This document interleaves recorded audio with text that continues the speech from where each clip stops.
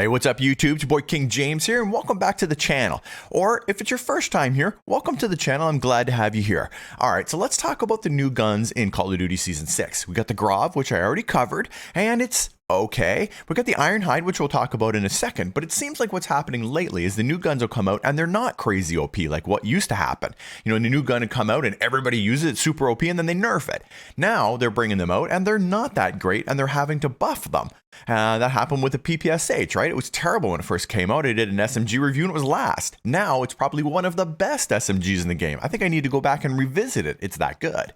Now, for the guns today, well, they're coming out and they're just okay. I think they definitely need to buff the Grav and the Ironhide. And the Ironhide's a pump shotgun, so it's definitely a higher skill gun, but you know, it's an interesting gun, and I would say to level it, especially if you like shotguns, and I'm going to do a shotgun review here in a bit. But let's talk about the Ironhide specifically, and I got that for you right now.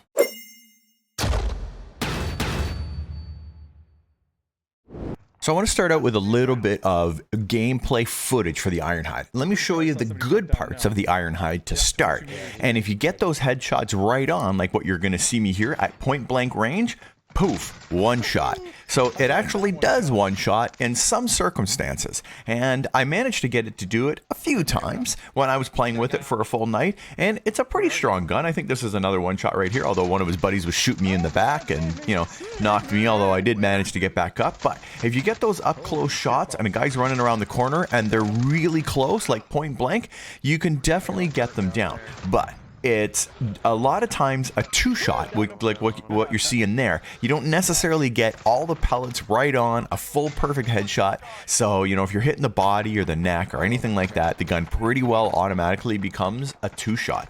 And it is pretty fast to shoot so long as you have the right attachments. And I tested lots of them. So, you know, see here, I just climbed up and that was a two-shot there. And, you know, one shot just to thirst him. Again, jumped down in here and he's on my buddy and missed one shot and then the other one to the face and got him down. So it definitely works. Now here's a bit of range. Watch this. There's 1, 2, 3. So that was pretty far away, but 3 shots with a shotgun is like 800 to 1000 millisecond time to kill. Like if he had to turn around and had an SMG, I absolutely would have been dead. So like right there again, 3 shots to get him down. And it sort of makes it hard when it has that many shots. And I feel like the gun isn't really reliable when it comes to, you know, how many shots it takes and the time to kill. Sometimes it's 2, sometimes it's 1, but there are some problems. And when I'm talking about problems, well, this is what it is. I run up against somebody that's got an SMG and, you know, I get one shot off and I'm smoked. Same thing there, get one shot off and I'm smoked. And I found myself getting killed with this thing a lot, you know, and right here, watch this. I get one shot off. I think it was a body shot. I don't even think I shot. Did my gun even shoot there? And listen to what I'm going to say right here. Oh, I did. I hit him, broke him. But all I did was break his plates. Again, same thing here. Bam. Right in the face, I shot that guy. I hit the guy right in the face, so I watched the replay, and look at, he's got 3 plates, and it just goes down. So it was only 100 damage. I only took 2 plates off the guy. How was that only 100 damage, taking 2 plates off? Same thing right here. Boom, gets smoked. Watch the replay. And I'm pretty sure that had to be chest, at least. The other one was a headshot, but maybe didn't register as a headshot. Come around here, boom, took little more than 2.5 plates off the guy. So there are some problems when it comes to the amount of damage that it does. It just isn't super consistent. And eventually I got killed with it, and this is what happened. Look at my screen when I was streaming over here. I just pulled some chips out and start eating because I was just getting used to getting killed with the thing. So it's not perfect all the time. So as you can see from that video, it works okay in some circumstances, but others I found myself just getting killed. And right, I had that point blank shot right in the face, and then I go and see the damage and it's 100. How is it just 100 for a headshot? It mustn't have registered as a headshot, but just 100 even in the chest up close, like that gun needs to be doing more damage. It needs to be doing like 200 to the chest and at least 250 to the head. So it's guaranteed 2 shot in that close range and 1 shot with the face. And I found that I was getting shots to the head and they weren't going down, and it was only giving me 100 damage. So I don't know what the damage profile is on this thing, but you know, it needs to be changed, because I think the Howler is a bit better set up. If you get a headshot with a Howler, the guy's going down. It's 2 shots to the chest almost every single time. So I don't know what's going on with the Ironhide, but I suspect they need to buff it. But let me show you my loadout, because I did go through all the attachments and come up with the best loadout, and I can show you why. So let me get into that. But just before I jump into that, I want to say thank you to everybody who's recently subbed to the channel and is here watching my videos. I really appreciate all of them support, so thank you guys. And if you haven't subbed to the channel, consider subscribing, because it really does help small content creators like myself. And I'm almost at 10K subs, so it'd be great to get there. It's a huge milestone for a new YouTuber like me. So, you know, hit that sub button if you're enjoying the content and help the channel out. All right, let me show you my build. All right, so I'm just starting out with the base Ironhide, and there's a few attachments which I would recommend no matter what, and then there's a couple other ones where I had to do some testing to figure out which one was the best. So certainly for a shotgun, because you don't want any delay from when you're moving to shooting, because your shooting is so slow, you absolutely want to run no stock on this. It gives you the most sprint to fire time, and I even think the attachment visual is broken, because it should be like, you know, a no stock should be like, you know, no stock. Like there was one here, yeah, look at.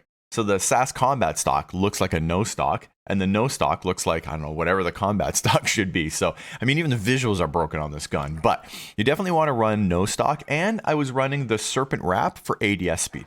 So that's going to give you max ADS speed and max sprint to fire time. So it's going to make the gun really responsive when you go to shoot.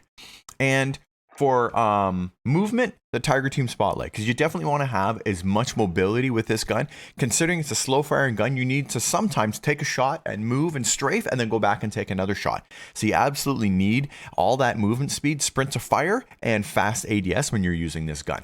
Now that really leaves us with the barrel and the muzzle. And let me talk to you about the barrels first.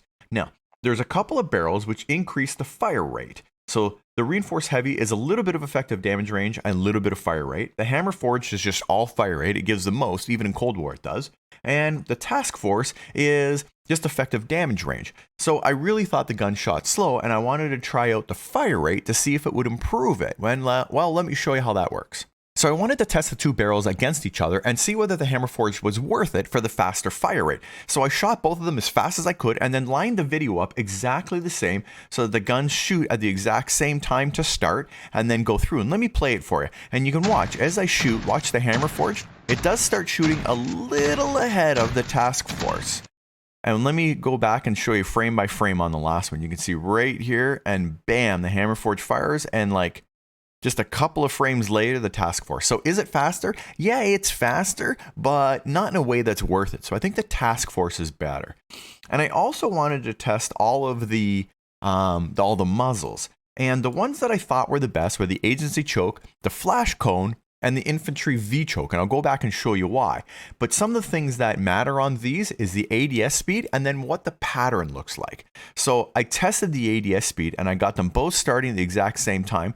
So you can see if I go in here frame by frame, you can see that they both start out. And you can see on the Infantry V-Choke, it has a slightly faster ADS because I lose the reticle first as I pull them up.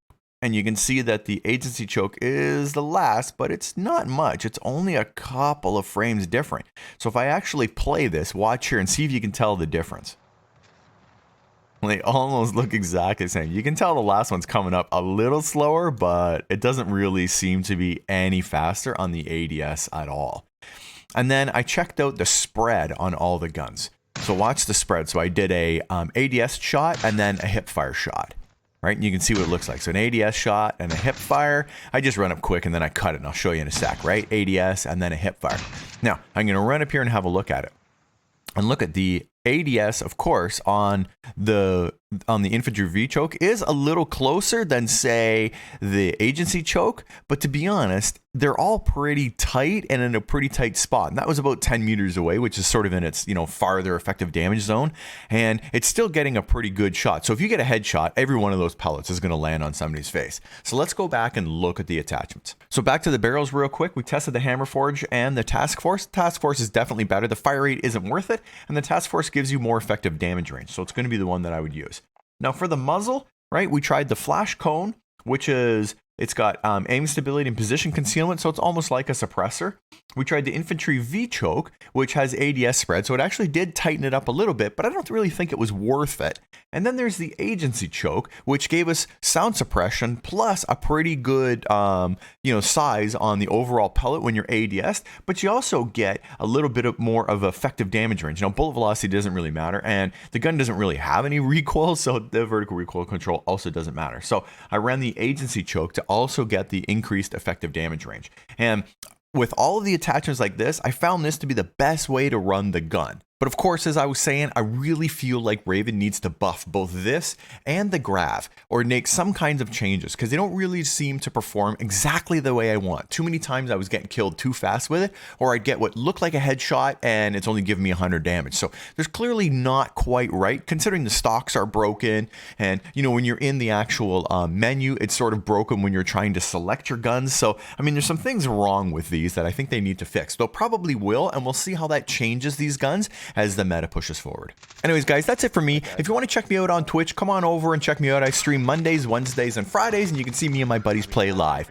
I'm going to do a shotgun shootout because I've been talking about doing it for a while, and I held it off just to add the Ironhide into it. Although, let's be honest, I don't think it's going to do all that well.